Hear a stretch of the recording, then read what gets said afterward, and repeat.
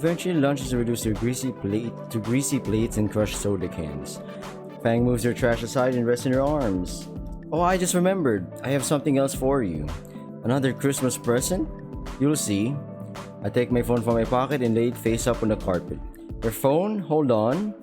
From under my bed, Rainbow MK1 hums to life and instinctively makes a beeline for the phone. He struggles a bit due to the small package strapped around it like it's a pack mule. Fang has to raise her arm after it bumps into her to let it pass. It reaches my phone and starts happily scraping the dust from it. Impressive. You get Reed to make it do that for you? Maybe, however, that's not what I wanted to show you. I remove the small package from the robot and hand it to Fang. Go ahead. She examines the box carefully before removing the paper packaging. Sliding the box open reveals an amber pendant on a silver chain. I take the necklace from the box and hold it up for both of us to inspect. As the amber dangles in the air, it catches the light from outside and glows the same brilliant orange as her eyes. Anon? It's beautiful. Here. Aw? I take the pendant from her hands and hold it open to put around Fang's neck. She holds her hair up for my hands to reach across. I try to fumble with the clasp, but it's a bit tricky with the wings getting in the way. The tip of her beak is more centimeters from my face. There. Fang lets her hair down again and holds up the pendant. This is... Thank you, Anon. The moment I saw it, I knew it would have been the perfect present. Speaking of presents... She gestures her snout to the ukulele resting against the corner of the room. You gonna try playing that? I could, yeah. Do that song I taught you. I happily oblige and rip off the bow still wrapped around the small instrument. I'm not singing for you, you know that, right? Fang giggles as I begin plucking away at the tiny little strings, producing a very familiar melody. What is that melody? She starts thumbing her new pendant absent-mindedly. My shrill rendition more resembled that first time Fang played it on the rooftop than her energetic performance at prom. Despite my occasional fumbling, it still possesses that same nostalgic tone it always had. When Fang begins humming along, I soon find myself joining in to make the song sound complete. I wish moments like these could last forever. But just like the music in the air, they always do, and before long we reach the end of the song. A comfortable silence fills the room after the notes fade. I love that song. I hope so, you wrote it after all. Yeah, but you know Her thought is interrupted by a knock at the door. You expecting company? I gave her a puzzled look in return before getting up and heading to the door. My momentary fear of it being a potential addict or a murderer are quelled upon opening the door, revealing... Principal Spears, what are you doing here? Our ex-principal is squeezed into the narrow hallway holding a delicately wrapped gift in his hands. Anon, I trust that you had a good Christmas? Normally I wouldn't visit a former student like this, but I intend on making light of my offer during the school year.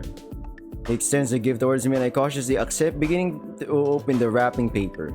Inside is a box set of some anime I've never heard of before. Rurouni Kenshin? As I said, I'm always open to be giving some quality anime suggestions. I think you'll find this quite enjoy. Hey, my bro, Spears! I told you, man. Thank you, Principal Spears. Spears gives a fatherly smile as I shake his hand. I hope you and Fang enjoy the rest of your holidays. Thanks. Yeah, I've had fun exchanging gifts with my friends.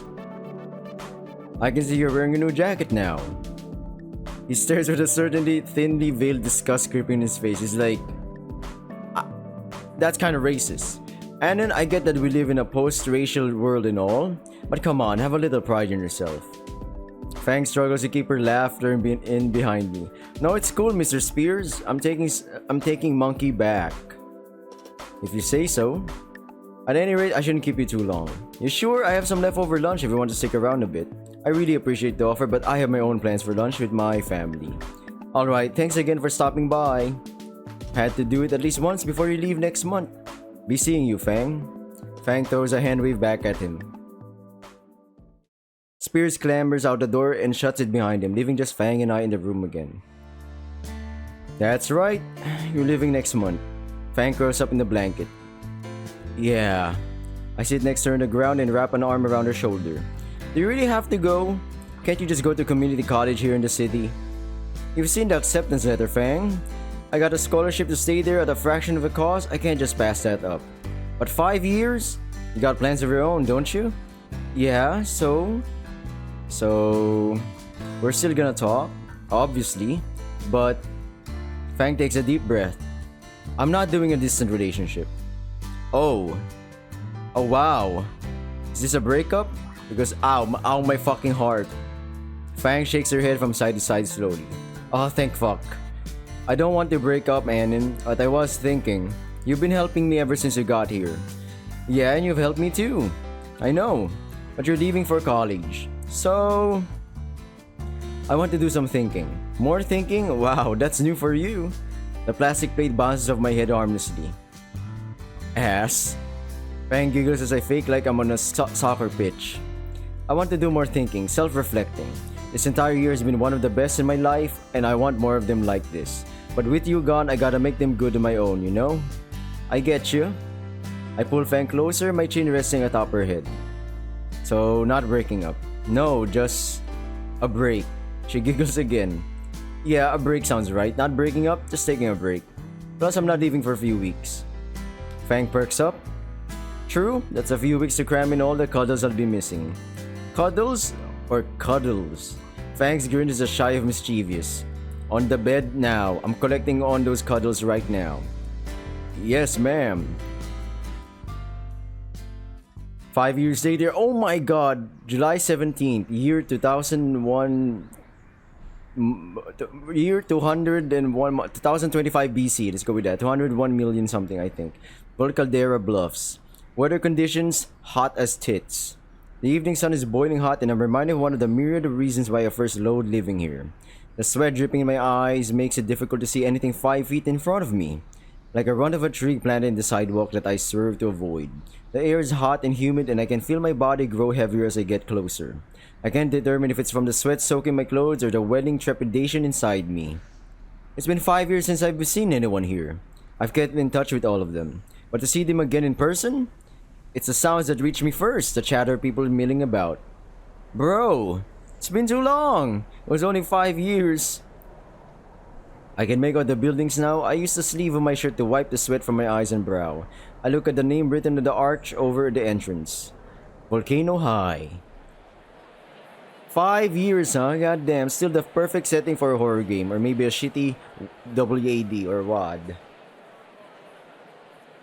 The attempt on humoring myself just made me feel more anxious. A check on my phone says I'm 30 minutes early. Wonderful. I moved to the entrance only to see all of the steps occupied by 20-something waiting. Yo, this is the line? Anon? A hobo raptor at the top of the steps pulls his oversized shades down to peer at me. Hey Anon, what's up, dude? I immediately recognize his voice. Hey Reed, what's happening? You seem to certainly have change. Why do you look like... I don't want to sound rude or anything, but... You look homeless, Reed. What? Dude, I'm not a hobo. I'm the richest raptor in the world, guy. I think Reed's lost it. What you say, man? What? Nothing. No idea what you're talking about. So how did you get to become the richest raptor in the world? You wouldn't believe it, man. See, it all started with... Reed proceeds to run his mouth off about a bunch of gibberish. I cannot understand anything he's saying. I think I heard the pharmaceutical business at one point. And then I was brought here by the birds, dude. So what have you been up to, man? You look like you haven't changed a day. It's not as exciting as your story, honestly. I just went off to college, got my bachelor's, and now I'm just a sound engineer. Sounds pretty sweet, dude. We stand there for a moment in the blazing heat. Dude, it's fucking hot out here. You wanna get inside? They got drinks and shit. Definitely. I need some air conditioning. We quickly moved along to the gymnasium. Man, it really hasn't changed. Takes me back. Yeah, takes me back too, man. Hold on, have you signed in yet? No? Didn't know I had to. Reed gestures to the sign-in table. The clerk is crouched behind the table sorting through a box. I go over to write in my John Hancock and the person behind the counter stands up. My nose is assaulted by the pheromones of perfumes that probably cost more than a year's salary. Oh my god, it's Naomi. Oh, Anon, you made it! Yeah, I did. Life been treating you well? Oh yes, just last year I moved in with my dear Canyosaurus. What the fuck is this world anymore? Real shame about his last presidential run. Oh, he got over it. There's always 2028. Presidential easy shall rise again. Hey! I feel like... What the fuck, man? That reminds me, have you seen Nazar's college post? He got top marks on his last exam.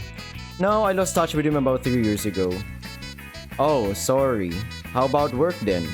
I haven't been working, mostly staying back at home and looking after the kids. Sounds like you got a pretty good deal going on. I turn around to see a short line forming behind me. Sorry to keep you so long, I'll get out of here. Thanks for catching up, Anon. When I'm done here, we can chat more. Wow, she seems chill, man. I go rejoin Reed and we enter the gymnasium together. Can't believe she's with Kenyosaurus. That's shocking for me. The setup is rather similar to that prom night all those years ago, albeit without the foreign decor. Young men and women mingle with small drinks and party foods across the floor. Man, those look good. Come over here, I'll get your drink on me. I follow him over to the minibar. Trish is sitting in one of the seats, huddled over an empty glass. Well, if it isn't Rosa, Rosa is pouring drinks for the few other drunkards when she spots us approach. Oh, Anon, it's great to see you after all this time. Please sit and talk a while. Trish, glad we found you here. Damn! She looks up from her sulking and her face lights up at the sight of us. Anon, it's been years! Trish, Rosa, glad we found you here. Come on, man, we've been texting this whole time. Reed flashes 2 fingers at the barkeeper who sets out a few glasses. Yeah, good to see you too. Why are you looking so gloomy over there? She has been telling me about how it is the end of the world. It's nothing that serious, just workplace drama. What? Your employees raised another beef with the concept of horn piercings again? No, this time it's with engraving tools. You're telling me people would rather go to the dentist with all the drills we use, and mostly with my designs for hollowed out horns. Rosa instinctively rubs her own horn. Hollow? Of course, I even got in contact with a sculptor and figured out how to make them whistle in the wind. Reed leans in to whisper in my ear. One of the designs sounds like Road Warrior. I shudder the image. Don't knock it, my satisfaction rate is a clean 100%. The only problem is getting people to be willing to try it. Sounds like there's a lot of risk there, yeah? It's not even that bloody, I only hired the best. Bloody? What? Never had a piercing before? Same thing. Reed shakes his head. Anything more than a regular piercing is an abomination before our Lord. I finish my drink and Reed downs his in one shot, tossing a few dollars on the counter. I look up to see the one person I'm most anxious and excited to talk with again approaching. Fang, you're here! Damn, new look, huh? Well, damn it, Anon, I told you to stop calling me that. Isn't that the name Lucy used back in senior year? Yeah, I think it was. Come on, you'll always be Fang to me. Lucy covers her eyes with her hand. You haven't changed a bit, I swear. The gang's all here, huh? Come on, get over here. I'll order us all another whatchamacallit of drinks. It's on me, the richest raptor in the world. Reed cheerfully throws his arms up as he shouts out for prolonged world. Sure, thanks. I can't have too much though. I'm the event organizer and all. Sounds like a tough break. Wait, I thought you were the music teacher here. I'm getting there, still working with Mr. Jingo until he retires next year. Until then, I'm a teacher's assistant. Oh, alright, I see. I take a quick glimpse around the room and fail to see any large ape man. I feel like we're missing someone. Where's Spears? I could have sworn he would be here. Nah man, he's gone. I saw him on TV the other day though. Was he giving a speech or something? Sort of. He does commercials for car dealerships now. He's built a reputation for his gimmick of wrecking a car every ad he does. I see. I'm kinda sad. We couldn't see the homeboy Spears, you know? OG. Oh god, I thought that was a joke about slamming people in the cars. The hours reconnecting with my old friends passed surprisingly quickly, and the time eventually comes for everyone to go home. Lucy excused herself from the group to go give the closing speech. She goes up on stage and tests the microphone, getting everyone's attention. Alright everyone, it's been a wonderful night. You don't have to go home, but you can't stay here. Fortunately so. Please start finding your designated drivers or calling up the taxi driver. We will be locking the doors at 3. She puts the mic back on its stand and jumps off stage. Reed pats my shoulder. You got a ride home, man? I can walk, but thanks. Lucy returns to the minibar where Rosa is waiting with the last of the alcohol. There it is. Alright, great seeing you guys. I'll bounce. We should all meet again for lunch sometime. Yeah, absolutely. It's been forever since I've been in town. Would love to get the tour of what's new. You got it, man. See ya. Bye, Reed. Actually, I should get going too. I don't want to get stuck in traffic. You had the most to drink out of all of us? You gonna be alright? She raises a smug eyebrow and starts walking to the exit. See you guys. Looks like she's doing well as well. Come visit me too, Anon. Stella and I would love to have you. More people trickle out of the room until it's just Lucy and I. Naomi gives a thumbs up to Lucy through the door to signal that everyone else has left. Thanks, Naomi. Couldn't have organized this without you. Oh, don't worry about it. It was nice getting to act like a class representative again. Huh. The plastic persimmon waves and lets the doors... Sorry, I'm like breathing down here. Doors swing closed with an echoing clang. So... Just the two of us. Damn you, Anon, and damn you, Bill Withers. Ha! Still got it. Yeah. Lucy holds up a plastic bag that clinks with each shake. I was gonna offer you the last of these, but... Hey now, let's not let those go to waste. Her smug grin and laugh says enough. Rooftop? Rooftop, now. She leads the way through the darkened school hallways and stairwell. I can picture all the old posters from my time here along the walls. Oh hey, they finally replaced the door. Oh yeah, I remember Spears ripping that door as if it was paper. The door is booted open, the night air is finally cooled down to something breathable now. I turn to the ladder on the side of the stair enclosure and climb up. Lucy hands me the bag and makes her own ascent. From our new vantage point, we can see all of the town lit up. And with the stars above and no moon, I would say the view is picturesque. Oi, you gonna hog the drinks? I take out a pair of bottles, using one to pop the cap off the other. Show off? They're twist-offs, you know? To prove her point, she takes the cap one and simply twists its top off. Ow, my ego. Anyways, a toast to adulthood, to stable employment. We tap our bottles together and chug the sweet ambrosia down. Ah, I needed this. Oh? I'm already handing her a second bottle, knowing that she'll finish her first with her next chug. I guess you've been busy. Dealing with teens is a fucking nightmare. There's this one Brad Kenny, the little shit has broken 2 trumpets already. Can't be that bad. Well, you see, it happened during band camp. Lucy's rant went on for what felt like an hour. Though judging by the pile of beer bottles, it couldn't have been more than 20 minutes. At the fucking dance of all places. What? Sounds like us, honestly. Bullshit. For real, you were just as bad. That's true. She was really bad, man. I've seen the bad endings. It was bad. It was really bad. You don't even want to know. Lucy's elbow finds its familiar spot in my side. Nuh-uh. Yeah, Fang. She groans and hides her face on her knees. Why the fuck was I so edgy? Trish? Okay, so maybe we were that bad. That's life for ya. She sighs and relaxes, her legs stretch forward and she leans back on her arms. Yeah, that's life. I mimic her pose and find myself staring at a small dot spreading across the night sky. Teacher at your alma mater, wasn't really expecting that, you know? And you, as sound engineer, I figured you'd be making a sex bot or something. The self-cleaning subroutine never worked right. We chuckle together. Hey Lucy. I keep my eyes on the stars even when Lucy turns to look at me. I can feel heat creep across my face. I got a contract with the studio here. I'm thinking, since I'll be here for a good while, how about we get some dinner sometime? You know, together. I look at Lucy at last. Her face is turned back to the sky, but there's a dusting of pink across her cheeks. I totally would, Anon. But I've got work like you wouldn't believe. Oh, well, if it's too much... However, something covers my hand. I quick glimpse down and I see it's Lucy's atop mine. I've got time in the morning. So how about breakfast? I smile. Is that the date then? I don't know, is it? Lucy turns back to me and smiles. So they're still together, I guess. It is then. You're such a dweeb. I know. That didn't stop Lucy from shuffling closer until our legs were pressed together. That didn't stop Lucy from leaning her head on my shoulder. I grin and wrap my arm around her shoulder. I feels just like old times, honestly. Like no time has passed since I left Volcano Bluff. I guess I never did say goodbye to Volcano High. Thanks, now my face is forever stuck in a cringe, ain't Anon? Way to ruin the moment, Fang. You ruined it first with your mumbling. Fix it then. You ruined it, you fix it. Fine, I will.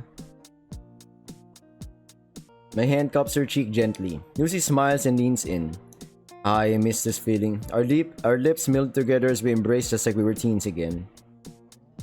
Fast time at Volcano High.